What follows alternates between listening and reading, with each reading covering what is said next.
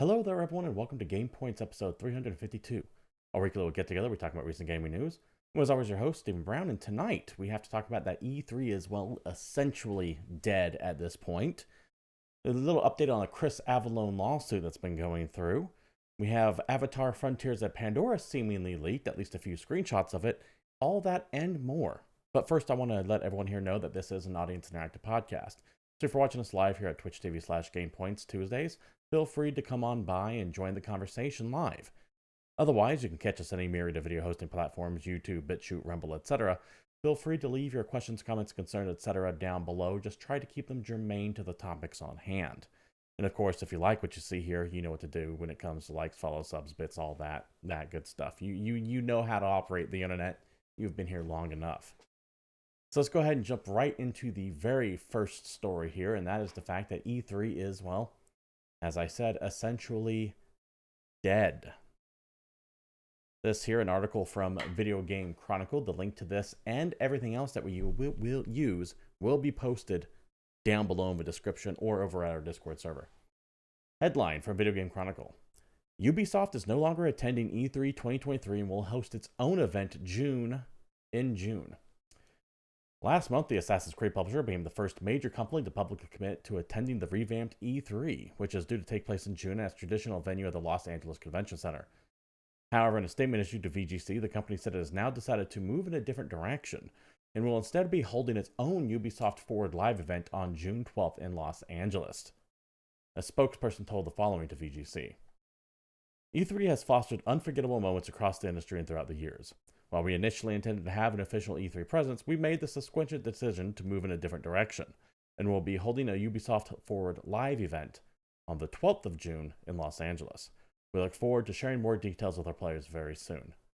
E3 organizer Reed Pop did not immediately respond to request for comment.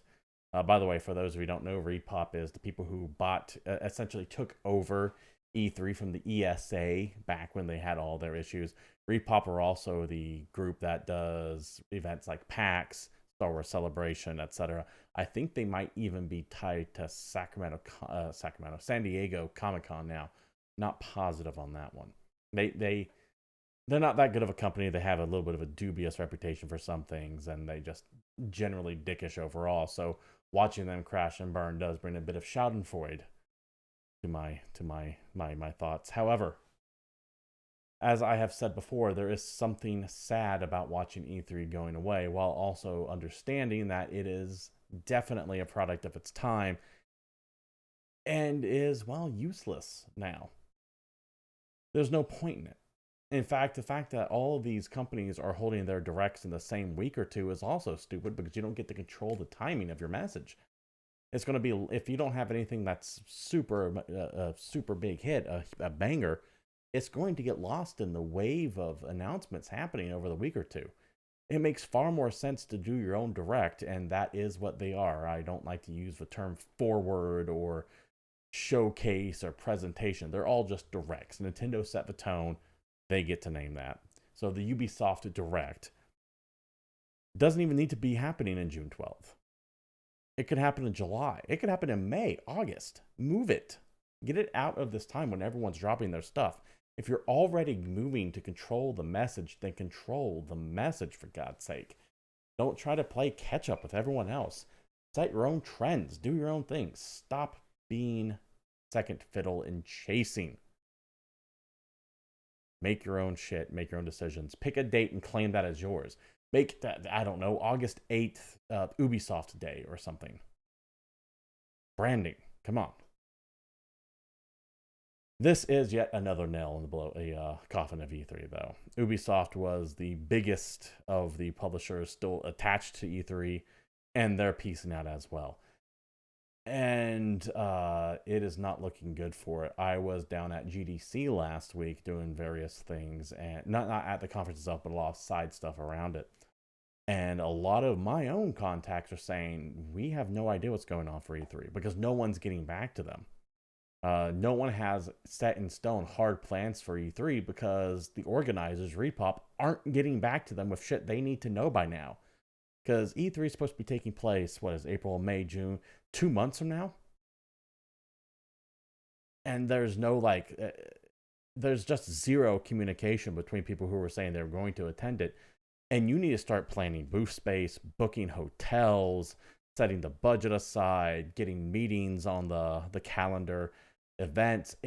2 months is not enough time to be planning something for an event that might not even fire off anymore. So what you're going to start seeing now is a rapid pullout of many other publishers and companies that were showing up to this, as evidenced by the fact that not a few hours after that happened, we're going to go to IGN for this one, Sega and Tencent also pulled out. To the article itself here.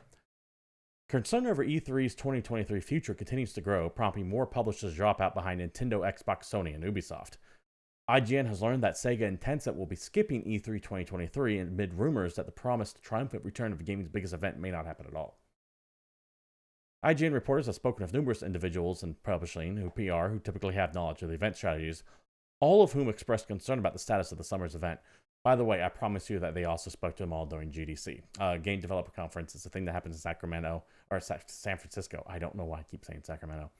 In San Francisco, a bunch of indie devs, bigger devs, small devs, PR teams show up, and they come to Sacramento where IGN is located, at least one of their locations in San Francisco. And they talk to each other. They all share gossip. They ask about plans. I can promise you that people who work at IGN went to these PR people and said, hey, what are you showing at E3? And the PR people went, we don't even know if E3 is happening, so we haven't made any plans. Which at that point means it's too close to start making them now, unless it's something really tiny. So the show is going to be dead. I can guarantee you right now the show is going to get canceled. Anyways, moving on.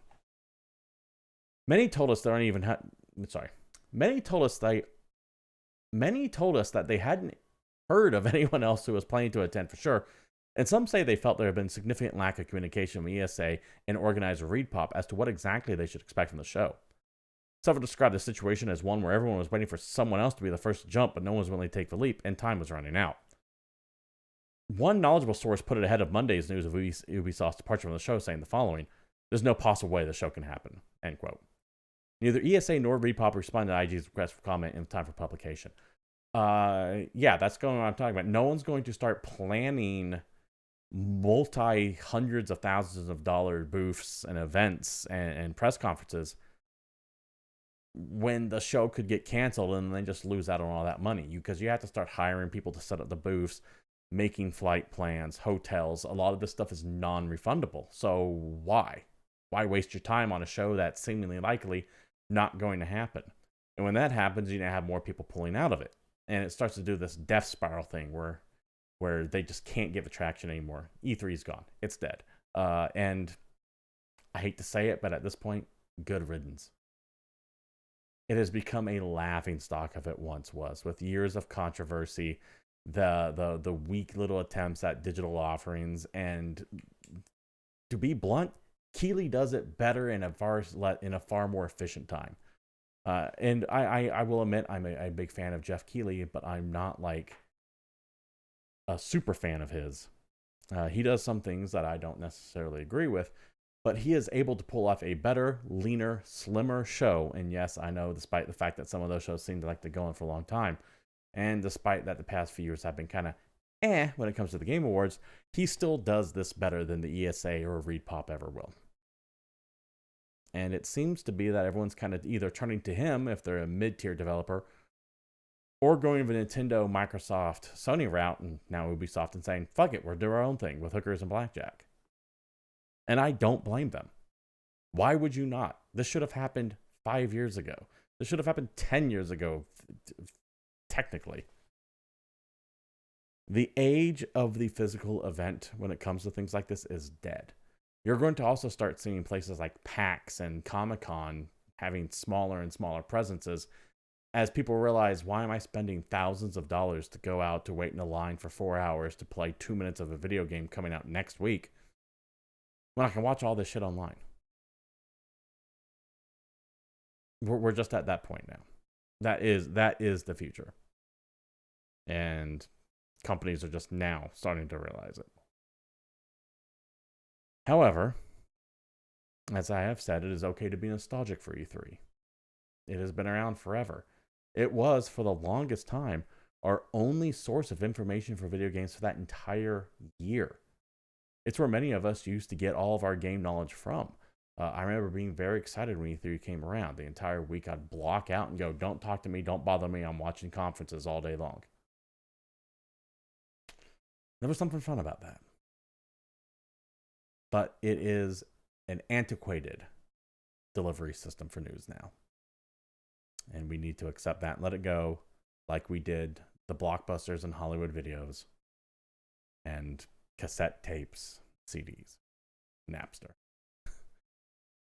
We gotta let it go. But it is okay to be nostalgic about it. Anyways, moving on to the next topic here. We're going to go to Insider Gaming for this one. First, Avatar Frontiers of Pandora gameplay screenshots leak online. Now, I am going to tell you guys right now, all of these screenshots have been taken down. And I do not have them to present here because I don't want Ubisoft striking my string. And they've been very diligent about going out to people who are posting these leaks. So, do not expect to see these pictures here. To the article itself. The first Avatar Frontiers of Pandora gameplay screenshot has allegedly leaked online by frequent Ubisoft data miner Script Leaks R6. Primarily known for leaking Rainbow Six Siege information and recently Assassin's Creed Mirage, it seems the user is now diving into the world of Pandora. So, this person is a proven leaker. They do have a good track record of information, and the fact that they had their screenshots purged and claimed by Ubisoft means they were true. The takedown notice, the DMCA claim, is explicit admission that they are true. So if you can find them, and you can with some digging, I just won't be presenting them here, you will see what looks to essentially be Far Cry 6 with an Avatar skin slapped over it. At least that was my first general impression. It is way more shootery looking and appearing than I expected it to be. I was thinking like some kind of an open world, more like a Horizon, less like Far Cry. But Ubisoft got it Ubisoft, and the joke, Ubisoft prevents an Ubisoft game made by Ubisoft, is a joke for a reason. All their shit tends to blend together. And as you look at these screenshots, you can see a lot of Far Cry in it. A lot of Far Cry in it. So I totally get why people would be kind of just dismissive of what they're seeing, because while I do like Far Cry, I think the newest Far Cry was great. Loved 5, loved 4, loved it all the way back to even the original one before Ubisoft bought it. It is an old and increasingly stale franchise. So when you see that Avatar Frontiers of Pandora seems to be like just a Far Cry skin, you can't help but get kind of disappointed by it. I can also get why Ubisoft pulled them. Because while I doubt that if these screenshots were getting praise online and people saying, oh my god, looks amazing, I doubt that Ubisoft would have pulled them. But since the reaction seems to be tepid at best, of course they're going to go down there. Remember, this is just simply an expansion of one of the maxims on this show. If something is good, a company will not shut up about it. If it is bad, a company will do everything it can to ignore it. Similar principle here. Apart from the leaked image, by the way, data miner also seems to suggest that pre-orders for the game will be going live soon, because of course it is. Ubisoft notoriously had a pre-order store at the last PAX that I went to. Well, they're not selling any games, they're just selling pre-orders for games. They tend to be rather capricious when it comes to that things. Their avarice knows no bounds.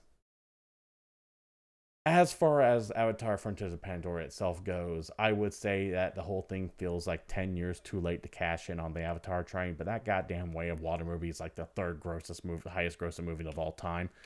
That franchise is still doing shockingly well. I don't know if this will do Harry Potter numbers, but I do expect this game to sell quite a bit when it finally does come out, which I'd imagine we'll get an official announcement soon. Typically, when the leaks like this start coming out and you start seeing pre-release marketing leaking, you'll probably get an announcement within a week or two. Moving on to the next story here, we're going to go to Chris Avallone's Medium post. Now, Medium's a little blog that people can write their thoughts and feelings. For those of you who don't know, Chris Avellone was a video game writer. He wrote for very likely some of your favorite games out there, a list too large for me to get into. A few years ago, he was essentially accused of sexual assault and had his career promptly destroyed. Things died down. He announces he is taking his two accusers to court on the idea that they just, made shit up for him, made libelous statements about him. That court decision came in recently, and it turned out that the court system ruled with Avellone. And the two accusers are forced to pay out a 7-figure sum due to their defamation. I'm going to read to you the following statements from Avellone and his two accusers as well. They've got a series of joint statements posted on Avallone's Medium blog. I recommend you all go take a look at it for yourself to read it and get the details as well, and go back farther into his Medium timeline, which delves into more details about what all of this was about. To the Medium post. A joint statement from KARISSA BARROWS, Kelly BRISTOL, and Chris Avellone. The parties resolved the matter and the claims were dismissed with prejudice. That is important to note for legal reasons, that they were dismissed with prejudice, pursuant to a confidential settlement that provides for a 7-figure payment, that's minimum $1 million, that includes the return of attorney fee award entered against Mr. Avellone in California. I understand that Ms. Barrows has requested to retract her comments in the media about me. Statements are as follows. After engaging with Mr. Avellone, we have prepared the following statement. Mr. Avellone never sexually abused either one of us. We have no knowledge that he has ever sexually abused any woman. We have no knowledge that Mr. Avellone has ever misused corporate funds. Anything we have previously said or written about Mr. Avellone to the contrary was not our intent. We wanted to support women in the industry. In doing so, our words have been misinterpreted to suggest specific allegations of misconduct that were neither expressed nor intended. We are passionate about the safety, security, and agency of women, minorities, LGBTQIA plus persons, and every other community that has seen persecution in the video game industry. We believe Mr. Avellone shares a desire to protect and uplift those communities. We believe that he deserves a full return to the industry to support him in these endeavors. Signed, KARISSA BARROWS and Kelly Ray Bristol. Avellone said the following. I appreciate the willingness of Ms. Barrows and Ms. Bristol to work with us on addressing the issues of the game community, and their advocacy is to be commended and supported. There are still many very real challenges that we face, but I'm confident we face them together. In spite of these goals, I would ask everyone to respect the privacy of Ms. Barrows and Ms. Bristow and use this opportunity as a means to listen to all voices in improving our culture and communities. He's kind of taken a little bit of the high road there, because if I was accused of horrendous shit, I would be throwing these people under the bus.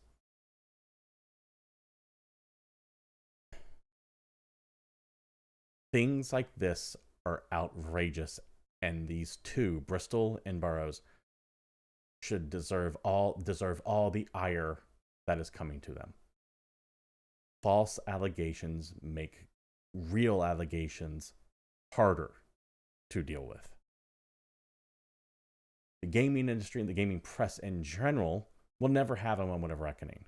This man's career was destroyed over lies.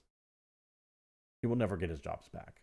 He will probably never be hired again, because that means they would have to admit they were wrong. That is the danger of unfounded accusations. They should be taken seriously. They should be thoroughly investigated, and judgment should be withheld until we know what the hell is going on. Horrendous shit happens. It happens all the time. And when allegations are made falsely or even exaggerated, it makes it harder to bring true predators to justice. The outlets that ran stories with the presumption of guilt before innocence should be rightfully lambasted and condemned. And I hope Avellone goes after them legally as well. This is a problem that has been festering in media in general for decades, and it is time we start holding yellow journalism to account. To Avellone, I understand that this was probably a very difficult time to have the entire industry you worked with turning against you and essentially writing you off for something you seemingly never did.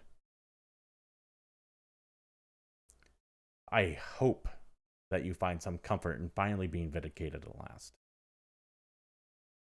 To those of you who actually have been abused and are facing horrendous assaults and choose not to speak up, I am sorry that stories like this make it even more difficult for you now to come out and do so. That does not mean that you should not try. To everyone else, when this happens, when another claim comes out, and it will, do not rush to judgment on both sides of the issue. Do not assume that he is a saint or the one person a saint and the other person is a sinner, I should say, because it can go both ways. Wait for the information. I know we all have this proclivity to react to the first thing that we see and just run with it, but understand that there is a vested interest on both sides of the aisle to keep you angry and running in the direction they want you to run in. Do not give them that power over you. Take the appropriate time to analyze the situation and wait for details to come out. Because there are far too many examples of the initial reporting being horrendously wrong and lives getting destroyed over it.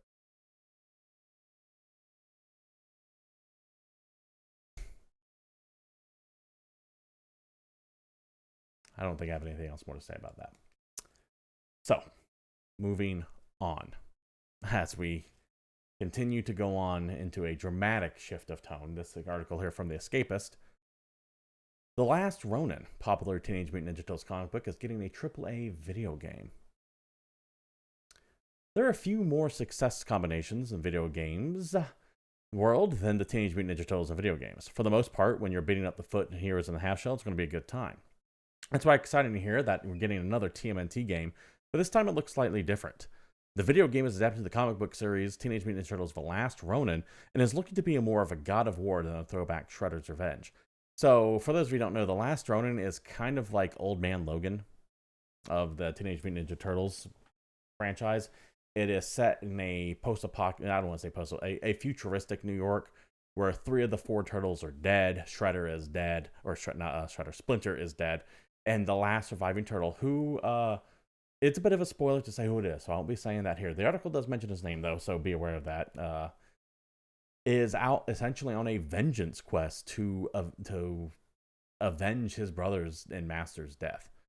It is a significantly darker Teenage Mutant Ninja Turtles tale than normal, and the fact that this specifically is getting the video game treatment is interesting, although I don't know if it'll actually ever come out. This seems to be one of those things that someone maybe have bought the rights to it, but I don't know if it's going to be going in active development anytime soon. However, it is slated to be a single-player action RPG, where you take control of the surviving turtle. As you can see on the image here, he does actively use all 4 weapons. So if you're trying to figure out which one it is by just their weapon loadout, well, he's got all the weapons of his brothers on him too. So deliberately ambiguous, as he is also wearing all black rather than the colored bandanas out there. They also did mention that you might be able to get to play the other turtles as well in little little flashbacks. But for the most part, this is not going to be a multiplayer game like the recent Shredder's Revenge was. It is going to be a single-player action RPG. Hello, Joe. Good luck figuring out without reading the comic. Yeah, you find out in the first episode, but they do deliberately make it ambiguous because part of the surprise is trying to figure out who the last turtle is. I don't know if you yourself have read it, but yeah, that's part of the plot, of which I'm not revealing it here. This could be cool. I don't have faith that's necessarily going to be great. I couldn't tell you why I don't. I think it's because of the subject matter, maybe. But I would be interested in seeing what they can do with this and exploring more TMNT in a more comic-friendly style. I'm always looking forward to. You haven't read it, but you know who it is. Yeah, a lot of people do know who it is, but I won't be saying that here. Looking forward to hearing more about this, though. If it's just now talking about getting made right now, I wouldn't expect any details on this to actually develop for another year or two, with the game coming out in 2026, maybe. We'll see. I got two more stories to wrap things up here, by the way. First up here from Games Radar. As Dragon Age finishes the Dreadwolf, BioWare brings in Mass Effect team and formal series lead Mark Darrah. I have thoughts on this. We'll get to them after the article itself. BioWare has revealed the Mass Effect team and veteran Dragon Age boss Mark Darrah are coming in to help get Dragon Age for Dreadwolf across the finish line.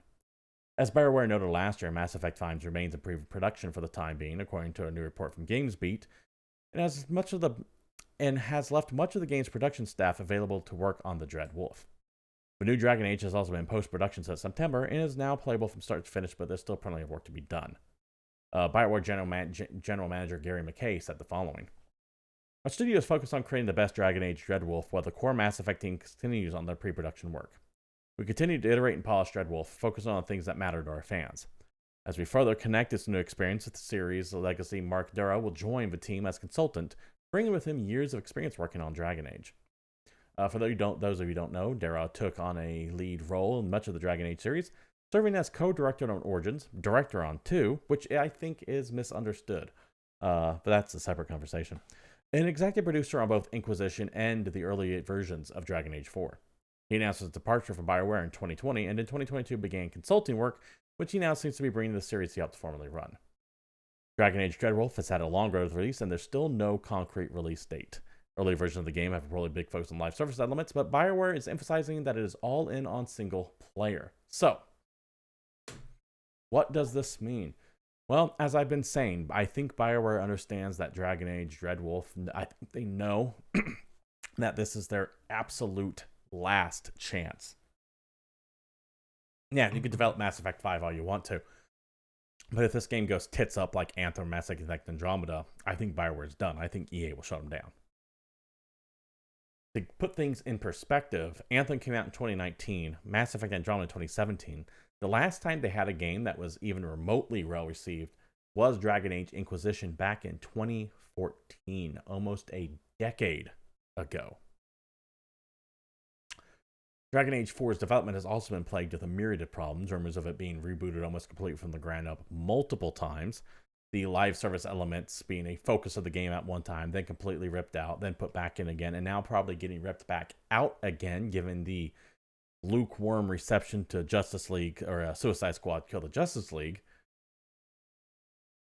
This is a horrendously troubled development game, and those tend not to work out well. Now, I know we have some success stories, but I have zero hopes for Dragon Age, and the early bits that I saw of it stripped down the RPG elements even more, kind of seemingly turning it into a generic action slasher game, and I just can't bring myself to care all that much.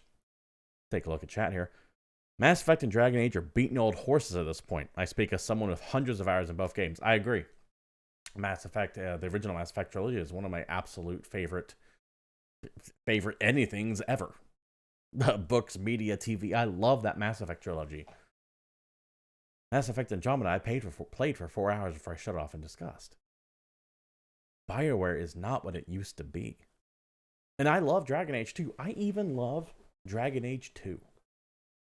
Not that it was a great game. It clearly had a myriad of problems. It was clearly rushed. But the idea of, rather than here's this world-traveling story where we go around and affect major countries, the idea of Dragon Age 2 was like, I'm this man who's going to dramatically change the course of history in this one town. As you rise from nothing to being essentially the leader of it and then disappearing. I love that concept on paper, and I think Dragon Age 2 could have been far more better received if it had another year or so to cook in it. But remember that phrase that popped up every now and then, that BioWare magic, where everything just kind of miraculously comes together at the last second. Yeah, that's bullshit. Nothing works that way. Nothing works that way. Nothing ever has worked that way. You got lucky if you're rushing it out that game and it came out good. You got lucky. And I think that's one of the reasons why this is taking so long, because they realized we have to deliver a quality game. And they are in that position that is unenviable for anyone to be in. They can't just release a good game at this point. They need to release a game that is an apology for the past decade of what BioWare has shit out for us. It can't just be a good game. It must be a masterpiece. And if it is not, BioWare's days are numbered. We'll take a quick look at chat here again. You finished Andromeda once, just once. Every time you play it again, I quit. I did try to play Andromeda again about 6 months or so ago, and I didn't even get 30 minutes into it before I just couldn't handle it. I just got off playing through the Mass Effect trilogy over again. I went, you know what? Let me take a look at Mass Effect Andromeda. Maybe I'm thinking of it too harshly. And the answer is no, I wasn't. The sequels to Mass Effect lost me when they became action-focused. Dragon Age maintained its RPG elements, but it got simpler. Neither changed that with me as well. I actually liked Mass Effect. Might be a bit of a heretical statement. I think Mass Effect got better when it dropped some of the overly stupid RPG elements. And what I mean by that is I don't need 100 pieces of loot to drop when I'm only going to be using one gun. So as they started to focus on bigger set pieces over crunchier mechanics, I think I enjoyed Mass Effect better. However, I do get the people who were looking for BioWare of old with like Knights of the Old Republic and stuff like that, or even going back to Baldur's Gate. I totally get that the people who are wanting that BioWare did not necessarily get that BioWare Mass Effect. They did get it in Dragon Age Origins. Dragon Age Origins was like just a straight up old school RPG in the vein of Knights of the Old Republic and even, dare I say, Neverwinter Nights. However, as that franchise has gotten on, it has gotten flashier and more action oriented. And I do think that Dragon Age has suffered because of that. Now, I liked Inquisition quite a bit, but I do feel like if it would have followed more of the Dragon Age Origins style of gameplay rather than the Dragon Age 2 style of gameplay, it would have been a more superior game. Whereas when it comes to Mass Effect 3, I like that they embraced what they did with Mass Effect 2 and weeded out what did not work for Mass Effect 1. In your opinion, Dragon Age Origins had a perfect system, then went down for me. Yeah, I really liked the system of Dragon Age 1. Absolutely. It is an actual RPG. What does this mean for the Dreadwolf? I think that this means we're not seeing that game until 2025. I think we're not seeing the next Mass Effect until minimum 2028. Because it is all hands on deck on Dreadwolf as they go through and try to finish a game that was rebooted, what was it, 2 or 3 times now at this point. It's bad enough where they're taking people off active development of other games they're making. Other games that will sell more than the next Dragon Age. The next Mass Effect will sell more than the Dreadwolf. I don't care how good or bad Dreadwolf is, and I don't care how good or bad Mass Effect 4 or 5 is, or whatever you want to call it. Mass Effect is the bigger franchise. It will sell more. And when you're taking people off of that to work on Dreadwolf, you know something's fundamentally broken. When you're having to go back and beg people who left your company in 2020 to please come back and fix things for us, something has gone wrong. And honestly, I'm tired of talking about this game. They keep teasing it and they keep saying it's coming, and they announced the new Mass Effect way too early, and they've been trying to do that thing where they're like, hey, we still make the stuff you like. Just ignore Anthem, ignore Mass Effect Andromeda. Look, you like this, right? We're gonna make this. Please don't throw us away. But now it's been years, and you still really don't have anything to show for it. We've seen like a couple of basic bitch screenshots, a trailer with the Eggman, Solus talking about like random elf shit. I don't even remember what that trailer was about, to be quite honest with you. And I think some leaked gameplay that really, really did not. It did seem way more actiony, even more so than Inquisition or 2 was. I don't care about any of that. Go away. and come back when you have something substantial to show. Hopefully by then, people might have gotten the taste of the bad few games out of their mouths. But the best thing BioWare needs to do is just shut up and disappear for a year. Don't come back until you're 4 months out from launch. And then bury us in what you have to show. One final story, a little bit of a minor one, but this one speaks directly to my interests and I hate it. Right here is a PR release from Atari talking about how they bought Night Dive Studios. Atari enters agreement to acquire Night Dive Studios and announces its intention to proceed with the issuance of 30 million fake internet monies, I believe those are euros, bonds to convertible new Atari shares. Night Dive, for those of you who don't know, are the developers of the upcoming System Shock remake. They are a big remastering team of older games. I think they've done Turok, Doom 64, Quake. They bring a lot of old stuff to be playable on modern systems. And I'm really looking forward to that upcoming System Shock remake, by the way. Atari is a name that is extremely iconic, but now is essentially a festering corpse, a shell of itself that some kind of succubus is wearing as a skin suit, dancing around pretending it's Atari, when in reality it's little more than an IP hoarder that does nothing but exploit the goodwill and nostalgia of gamers. Atari sucks, to put it lightly. And the fact that they're acquiring Night Dive, a studio that is full of its own problems. I mean, their System Shock Kickstarter is a bit of a fiasco on itself, with this upcoming remake taking way longer than it should have been, undergoing multiple scalebacks in scope because it got too bloated. But I'm still very much looking forward to it. The fact that they're gobbling that studio up, which has crafted a lot of very good updates and remakes over the years, just breaks my heart because I don't expect anything ever to come from Atari, anything good to ever come from Atari.